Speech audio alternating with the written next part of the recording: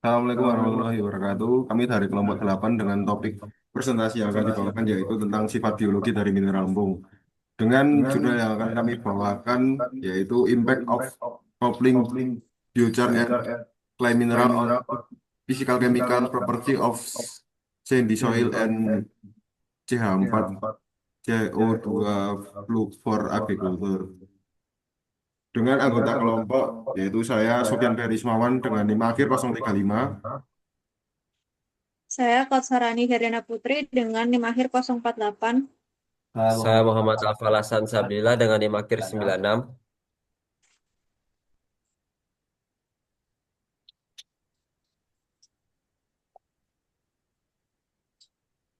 Berikut adalah jurnal yang kami pakai. Next.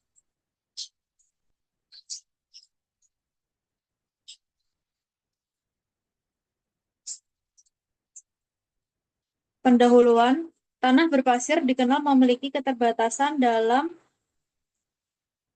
mendukung produktivitas pertanian dan aktivitas biologis karena retensi air yang rendah, kapasitas tukar kation atau CEC yang kecil, serta struktur agregat yang lemah.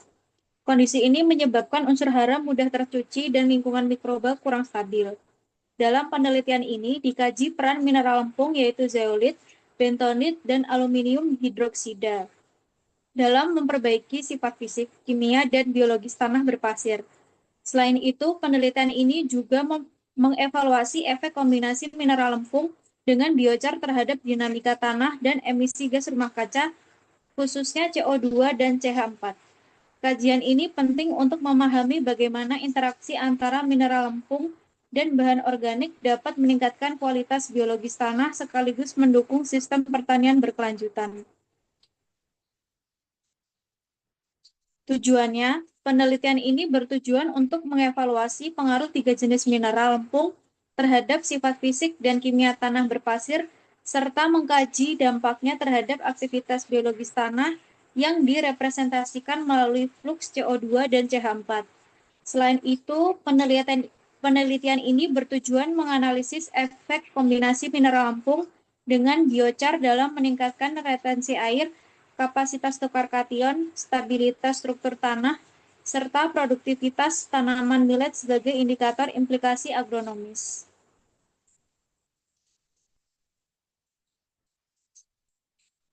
Berikut material, parameter, dan metode.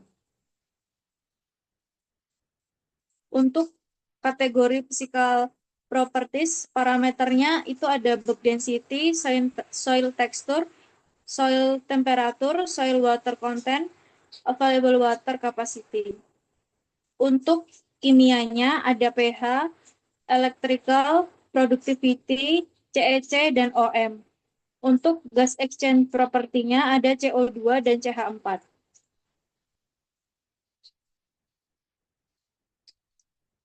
Perubahan bulk density dan struktur tanah. Penambahan mineral lempung menunjukkan penurunan nilai bulk density dibandingkan kontrol. Perlakuan 10% AlOH3 yang dikombinasikan dengan biochar menghasilkan bulk density terendah, yang menunjukkan peningkatan porositas tanah. Bentonit juga meningkatkan ukuran agregat tanah secara signifikan. Perbaikan struktur ini berimplikasi langsung pada aspek biologis tanah karena porositas yang lebih baik meningkatkan aerasi dan menyediakan ruang yang lebih stabil bagi mikroorganisme untuk berkembang. Oke. Baik, selanjutnya ada di Available Water Content atau AWC dan Soil Water Content SWC. Dari kita lihat, sesuai dengan grafiknya dari yang AWC dan SWC tersebut, bahwasannya grafik menunjukkan peningkatan yang sangat signifikan pada AWC, terutama pada perlakuan yang 10%, yang dimana itu bentonit ditambah dengan biochar dengan peningkatan lebih dari 170% daripada yang kontrol. Hal ini disebabkan oleh sifat swelling bentonit yang mampu menyerap dan menahan air dalam jumlah besar. Peningkatan retensi air ini sangat penting dalam konteks biologi tanah karena ketersediaan air yang stabil serta mendukung aktivitas mikroba dan pertumbuhan tanaman. Namun, peningkatan SWC yang terpapar dari grafiknya tersebut terlalu tinggi sehingga berpotensi mengurangi aerasi tanah.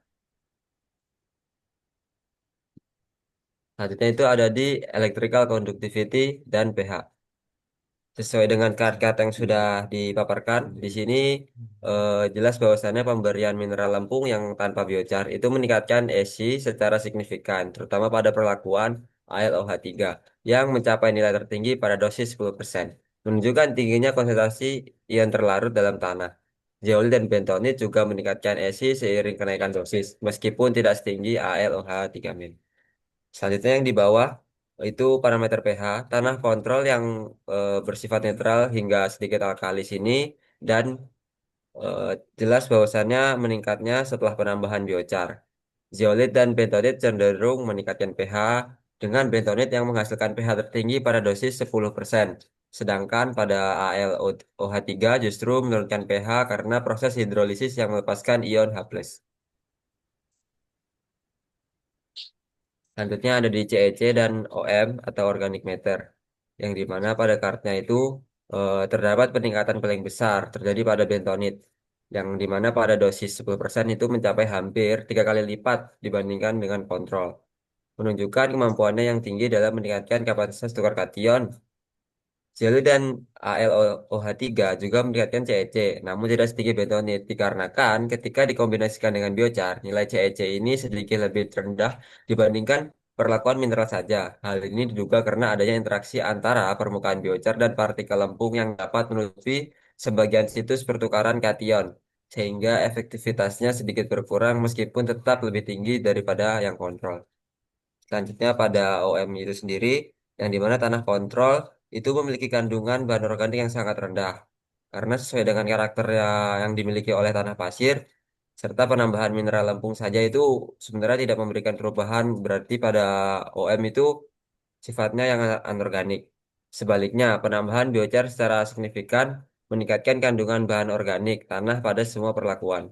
Karena pada biochar sendiri merupakan material kaya karbon yang bersifat stabil dan peningkatan organic matter terutama itu sangat dipengaruhi oleh keberadaan biochar yang tidak hanya menambah karbon saja tetapi juga berpotensi meningkatkan stabilitas agregat dan aktivitas mikroba itu sendiri.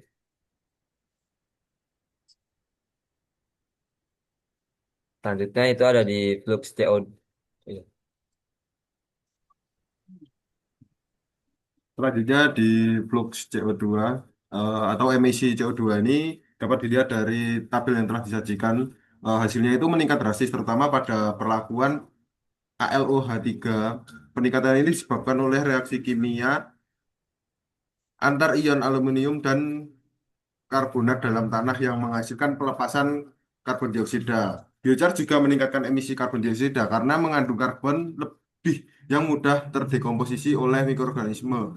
Peningkatan CO2 ini mencerminkan adanya aktivitas biologi dan reaksi kimia yang instan di dalam tanah tersebut.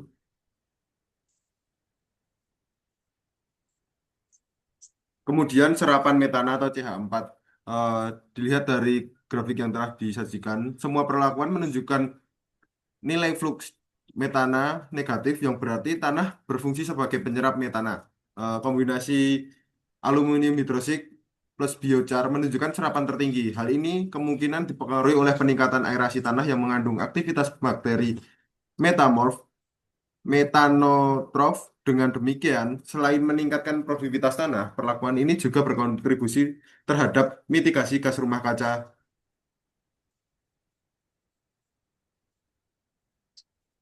Yang terakhir ada kesimpulan. Berdasarkan hasil penelitian dapat disimpulkan bahwa kombinasi antara mineral lempung dan biochar tidak hanya memperbaiki sifat fisik dan kimia tanah berpasir, tetapi juga berdampak langsung pada aspek biologisnya. Perbaikan struktur tanah, meningkatkan porositas, serta meningkatkan kapasitas pertukaran kation dan ketersediaan air, menciptakan lingkungan yang lebih mendukung aktivitas mikroorganisme tanah dan sekaligus meningkatkan perkembangan akar. Biochar berperan dalam habitat mikroba karena struktur porinya sehingga meningkatkan respirasi mikroba yang tercermin dari kenaikan fluks karbon dioksida terutama pada perlakuan aluminium hidroksida. Namun dosis tertinggi tentu dapat memicu stres salinitas atau perubahan pH yang kurang optimal bagi biota tanah dan tanaman itu sendiri. Secara keseluruhan, kombinasi 5% mineral lempung dengan biochar merupakan perlakuan yang paling seimbang karena mampu mengoptimalkan interaksi antara sifat fisik, sifat kimia, dan sifat biologi tanah sehingga mendukung pertumbuhan tanaman secara maksimal. Mungkin sekian presentasi dari kelompok 8. Kurang lebihnya mohon maaf. Wassalamualaikum warahmatullahi wabarakatuh. Wow. Wow.